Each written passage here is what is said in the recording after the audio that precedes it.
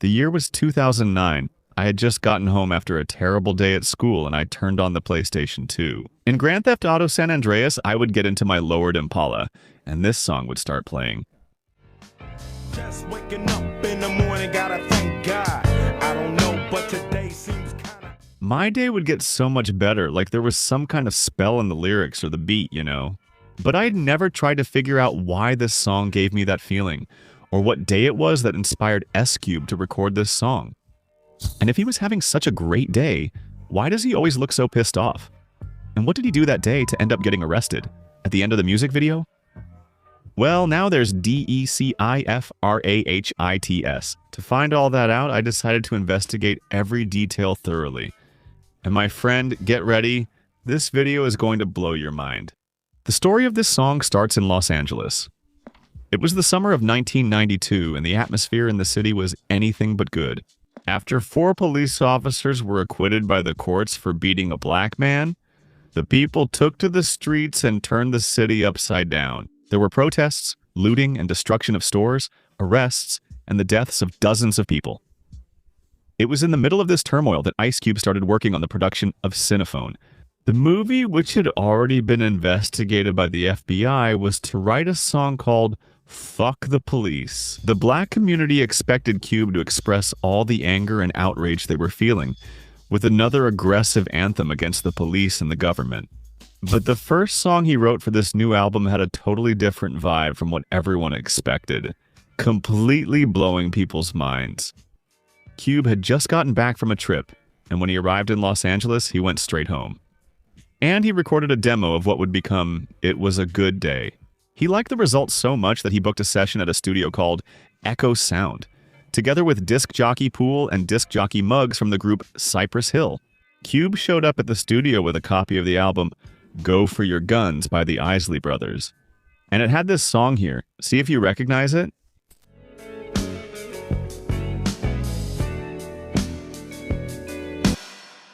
In 2005, Ice Cube told Blender magazine, "I grew up listening to the Isley Brothers. The beats bring good feelings. I listened to this song and a whole story came to my mind. I thought, it's all here. I'm going to make an entire song out of this."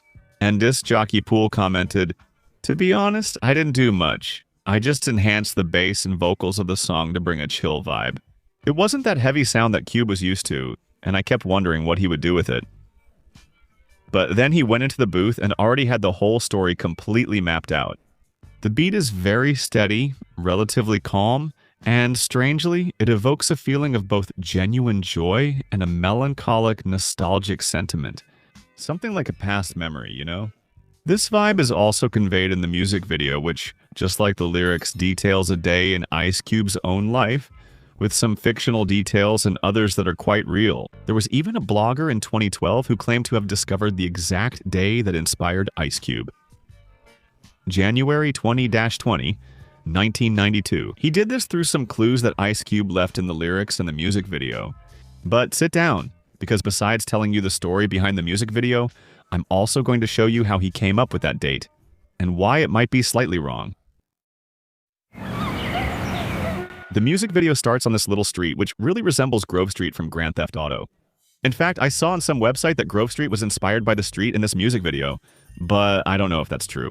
What I do know is that Ice Cube himself was the inspiration for creating Sweet, just like many other rappers were the inspiration for creating characters in the game.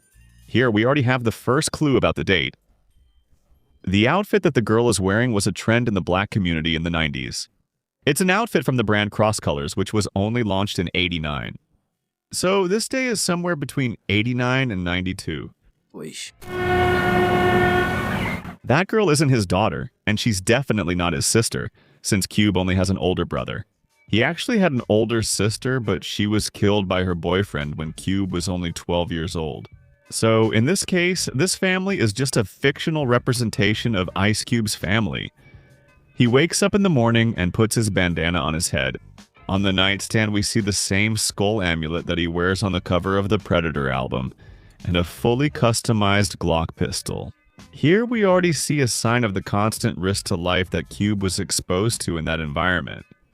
For him, waking up for one more day was already something to celebrate, and that's why he wakes up thanking God.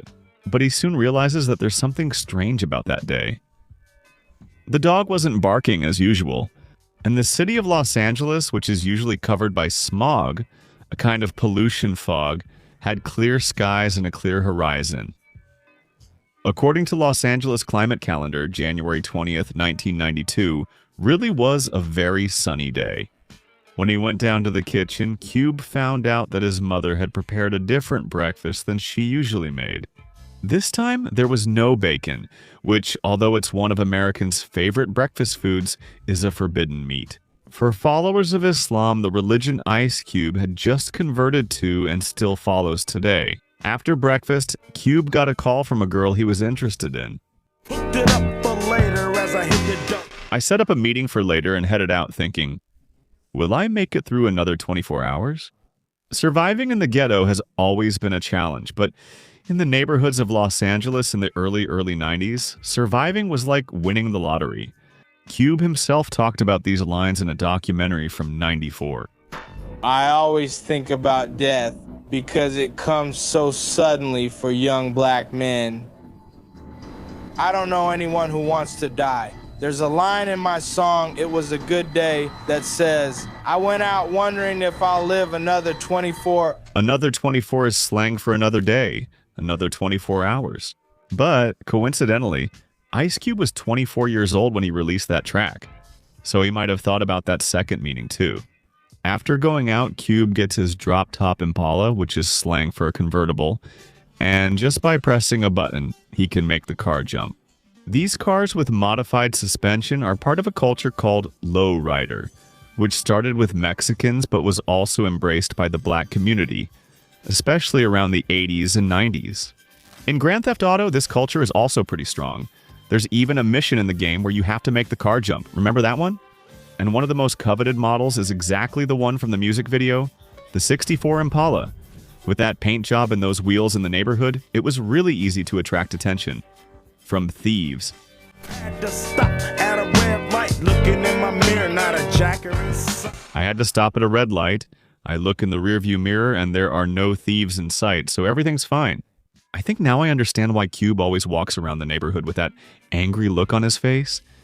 It's a way of surviving. Although now, even far from that ghetto reality, that tough look has already become Cube's trademark. There's no way around it. People get confused when they see you. Like, what kind of face would you make if you found out you won the lottery? Leave it to me.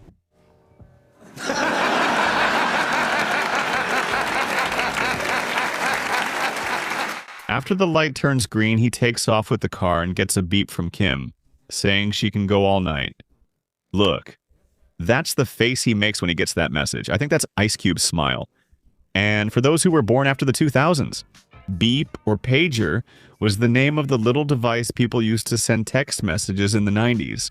And this Kim he talks about in the song is none other than his own wife, who's been with him since back then. When asked if she was bothered by that part of the lyrics, Cube replied, "She's my wife. She never had any problem with those lyrics. In fact, she's in love with that song. And who isn't, right?" Ice Cube himself has already revealed that this is also his favorite. What's the best Ice Cube song? My best song is It Was a Good Day, because it's my biggest song. If I don't sing it, the crowd gets upset. He had scheduled the meeting for the evening, but since it was still afternoon, he decided to call his friends to find out which court they were playing basketball on. According to Cube, he showed up at the game already giving the guys a hard time, and he even brags saying that the previous week he had a triple-double, which is when someone gets double digits in 3 different stats. Something that's a bit hard to pull off in a pickup game. In 2019, a Twitter user teased Cube asking, "I'm still trying to figure out how Cube managed to triple-double in a pickup game?" And Cube replied, "It was a 2-on-2 game, up to 30 points. I scored 10 points, handed out 10 assists, and grabbed 12 rebounds because they were missing a lot of shots." Last year, Ice Cube's son, O'Shea Jackson Jr., also tweeted, confirming his dad's impressive achievement. "Tell us something about your father." One time, he did well in a random basketball game with his friends, and he hasn't stopped talking about it since. And Cube had a reason to brag, especially because the people who played on that court weren't messing around. No. Freaking Fucking niggas every way like MJ. I can't believe today was a good day. Just tough guys, real ballers like Michael Jordan. I can't believe today was a good day. A lot of people think Michael Jordan is Michael Jordan, or even Michael Jackson. But according to what he said in an interview with Entertainment and Sports Programming Network in 2008, Ice Cube was actually paying tribute to his favorite basketball player, Magic Johnson, from the Los Angeles Lakers. So it looks like the game was really awesome. And apparently everything was really going well up until that moment. But let's see what happens right after, to see if things will keep going this well. After the game, he gets in the car and starts driving toward his house to take a shower on the way. He remembers that the day before, some cowards from the neighborhood tried to shoot at him. But interestingly, today they didn't want to pick a fight with Cube. That reminds me of a theory from Grand Theft Auto San Andreas, which said that when this song played on the radio, the Ballas members, the rival gang, wouldn't shoot at you. That would be like a secret detail in the game, like since the song talks about a peaceful day. So the gang somehow would stop attacking each other while the song played. You know, well, I searched in several places on the internet, and some people say it's true while others say this theory is a lie. So I decided to test it, and look, I was hanging around near the guys and they didn't do anything. The weird thing is that as soon as the music ended, they punched me in the face and beat me up without mercy. So I think that, at least for me, it worked. If you have the game and can test it, leave a comment. Now, if it worked for you too, but for Ice Cube, the problem that day wasn't with the rival gang, it was with the police. On the way home, he passes by a car with 2 police officers who immediately start following his car. Things start to get tense until Cube stops at a red light. To his relief, the police officers don't even look at him. They turn the corner and drive away. While Cube keeps going straight, Cube manages to get home. And at the end of the afternoon, he decides to drop by his partner's house, Short Dog, also known as Shorty. This guy was a member of Daylant Mob, an old group of ICE Cube, and unfortunately he passed away in 2019. When Cube gets there, he finds a few more partners, and everyone else. I was there watching the show Yo Music Television Raps, and the music video that was playing was for the song True to the Game from ICE Cube's previous album. And you might have a heart attack when you find out the black folks don't want you back. Yo Music Television Raps was the first music television show dedicated 100% to hip-hop. In fact, Ice Cube's old group, Niggas With Attitudes, even had a special episode on that show where they performed. Everyone introduces themselves. Who are you guys? Ice Cube, the gangsta. Dr. Dre, Layla. Disc Jockey Speed. D.O. to the C. McGrand, Ruthless Villain, Disc Jockey Yellow, and of course my man here. What's up? Eazy-E, the hip hop gangsta. Ice Cube spent the late afternoon playing a dice game called Craps, where you win when you roll certain numbers, like 7 and 11. And guess which numbers Ice Cube rolled? 7-11, 7-11. Another number that makes you win is the number 4, but you have to roll it twice in a row. That's a move they call backdoor Lojo. And Cube also said he managed to pull it off since there was money on the line. He pocketed some cash from his buddies, who obviously weren't happy about it. But even so, they risked playing another game with the beast Ice Cube, Bones, which is slang for dominoes. By the way, domino is the word they traditionally shout when they win this game. Then we played Bones, and I'm yelling domino. In other words, he won again in this game. Here. It's also a reference to Ice Cube's first movie, Boys and the Hood, where he shouts that in a scene. Domino Motherners, what do you think about that? But Cube's greatest satisfaction up to that moment was knowing that on that day, no one he knew had been killed. In his area, South Central Los Angeles, in '92 that region broke the crime rate record, reaching 403 homicides according to data from the Los Angeles police. So a day without losing someone close was really something rare and worth celebrating. In this part, it even shows some members of the biggest gangs in Los Angeles, the Bloods and the Crips, gathered in a cemetery. It was precisely in '92 that these two gangs made a truce to unite against police brutality. So here, this song also serves as an anthem of peace. In fact, Ice Cube said that it's because of this peaceful vibe that he uses "It Was a Good Day" to end his live shows, so that the crowd who got hyped up with the heavier songs during the concert can calm down and go home. calm without any trouble or violence. Finally, night falls. Ice Cube left with his pockets full of the money he won from his friends, went to pick up Kim, and took her to the motel. The night started off pretty chill. They drank beer, smoked chronic, which is slang for weed, and watched the Lakers, Ice Cube's basketball team, beat the Seattle Supersonics. That last team doesn't even exist anymore, but back then it was a huge basketball classic. On January 20th, 1992, the Lakers really did play against the Supersonics and won 116-110. But here we find a problem with this theory. Cube says in the lyrics that he had been trying to get her into bed since the 3rd year of high school, meaning it would be their first time. But on January 20th, 1992, Cube had already been dating Kim for 4 years, and they even had an 11-month-old baby. But Cube himself has already addressed this theory. In a moment, I'll tell you what he said about her. Going back to the video, Ice Cube says he goes at it with her all night long, to the point where she passes out from exhaustion. When it's 1 in the morning, Cube gently wakes Kim up, like a gentleman, and she calls him Top Gun, which is like saying he's the best of the best. Cube takes the woman home, and on the way, he still takes the chance to show off with his Impala. Doing a maneuver they call three-wheel motion, which is when you use the Lowrider's hydraulic suspension to lift just one of the front wheels. After dropping Kim off at home, Cube remembers everything that happened and still can't believe he was living that day. To him, it all felt like a dream. He didn't hear any police sirens, didn't see any police helicopters searching for criminals, and when it was 2 in the morning, he satisfied his munchies, eating at Fatburger, an American fast food chain. The day was so crazy that, on his way home, Ice Cube saw a Goodyear blimp, and on the sign it said, And it went Ice Cube's up.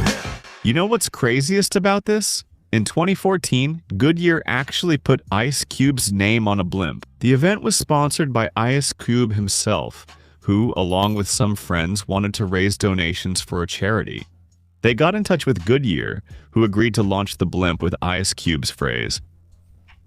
The only condition from Goodyear was that they wouldn't put the word pimp on it. Instead, they put messages like Ice Cube, today is a good day, and flying for a good cause. The good thing is that it worked, and they raised over $25,000 in donations in 2 weeks. And back to the video, Ice Cube was heading home, and he had more than enough reasons to celebrate.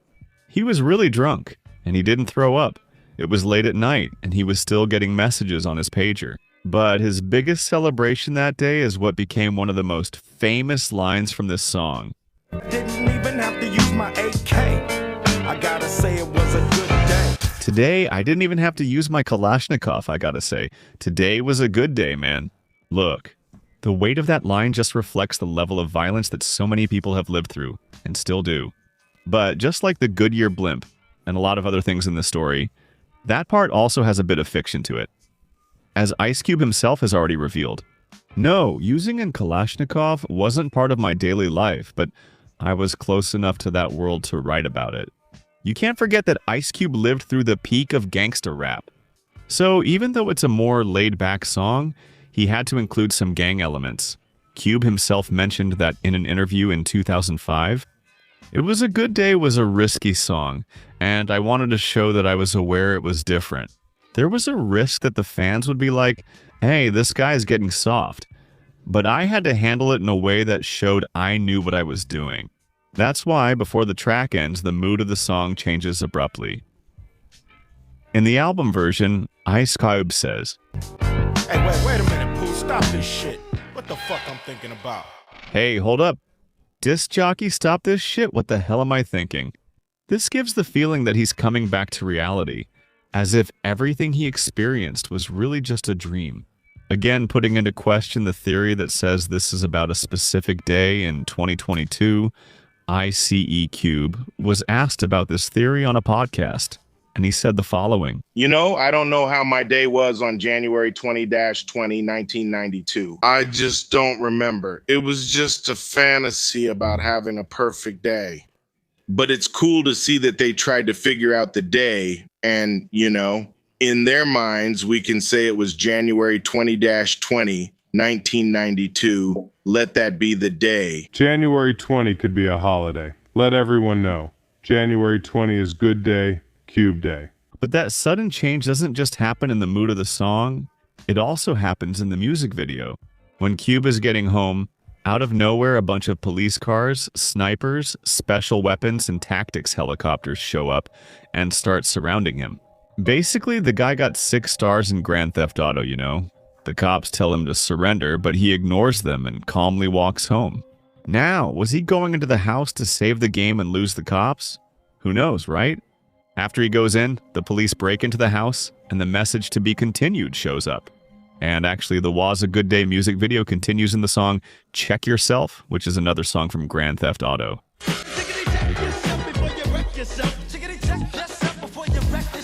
In this other video, the police unjustly arrest Ice Cube for homicide.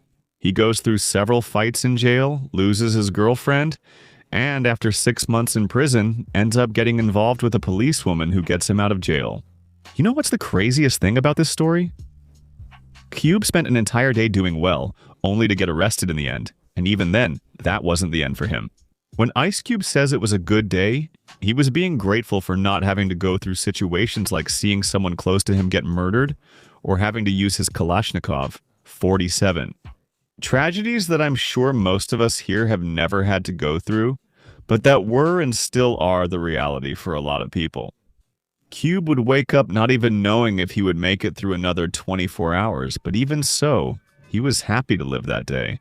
Even when life hasn't been good to you or you're having a bad day, listen to this song and remember that there are still moments that can make you feel amazing and invincible. Just like the Rationa's MCs say that even in the dump a flower can bloom, Cube is just showing us that life isn't perfect. Bad moments will happen, but if you start to notice and value each of the small victories in your daily life, maybe, little by little, things will get much better. If it weren't for this kind of mindset, some of the greatest hip-hop anthems would never have been born.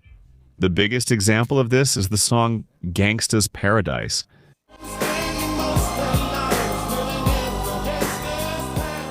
which only exists because the late rapper Coolio went through tough and painful trials in the most chilling story we've ever told here. To learn more about this story, just click on this video. Thank you so much for your company, and I'll see you in the next video.